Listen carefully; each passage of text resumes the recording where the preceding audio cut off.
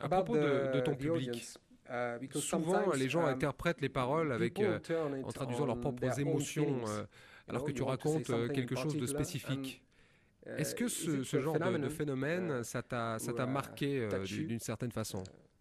Oui, je crois qu'une chanson, je crois que la sincérité, les gens sont sensibles à l'honnêteté, et je crois que quand tu chantes quelque chose que tu ressens profondément, ça fait toute la différence. Tu peux avoir un chanteur qui chante vocalement parfaitement, et puis un autre qui la chante moins bien que celui que tu viens d'entendre. Mais avec plus de sincérité, il va paraître plus touchant. Et pour moi, ça compte beaucoup plus.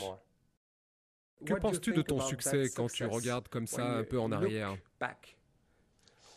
Je pense que je suis arrivé au bon moment, au bon endroit, et avec le bon style de musique. Je crois vraiment que c'est arrivé à cause de ça. Quand j'ai sorti mon premier album en espagnol, il n'y avait pas grand-chose dans l'esprit. Il y avait effectivement une demande pour ce style d'artiste, et c'est de la chance, vraiment de la pure chance, parce qu'on ne planifie pas ce genre de choses. J'étais passionné, et je suis toujours passionné par ce que je fais, mais il faut plus que ça. Je crois, pour être très honnête, qu'il faut aussi de la chance. Après, il faut travailler dur, bien sûr, pour rester au top et garder sa place. Je sens que ma carrière a eu des hauts et des bas, mais heureusement, j'ai ressenti les bas, mais aussi les hauts. J'ai l'impression, Enrique, que quoi que tu fasses, il y aura toujours une empreinte omniprésente avec ton nom de famille. Et qu'est-ce que tu crois avoir amené ou ajouté à cet héritage familial?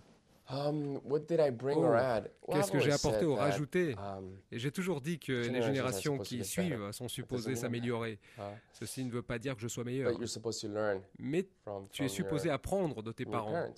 Il y a du bon et du mauvais. Qu'est-ce que tu as appris de ce passé et que retiens-tu du présent? Je crois que ce que j'ai appris n'est pas tant musical, mais plutôt sur la vie et la musique. Comment combiner les deux? Et c'est une chose que l'on apprend seulement avec le temps. Mais il vaut mieux l'apprendre avant de rentrer dans le showbiz. Si tu peux l'apprendre avant de commencer dans le showbiz, c'est une bonne chose à intégrer. Autrement, tu seras obligé de l'apprendre pendant que tu fais partie du showbiz. Et ça peut te fragiliser plus facilement. J'ai toujours dit que je ne pense pas que les chanteurs et artistes soient payés pour faire ce qu'ils aiment, mais plutôt qu'ils sont payés pour subir les aléas de cette montagne russe psychologique. Ce n'est pas facile psychologiquement, c'est très éprouvant. Je ne me plains pas, c'est un métier incroyable. Et je crois que quiconque se retrouve à ma place a beaucoup de chance.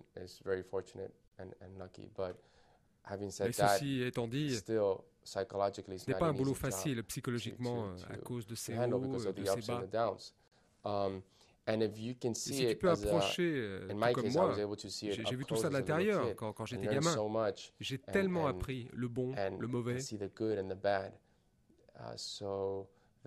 Donc, par conséquent, je crois que j'ai vraiment eu un avantage sur ceux qui n'ont pas eu l'occasion de découvrir vraiment ce que c'était.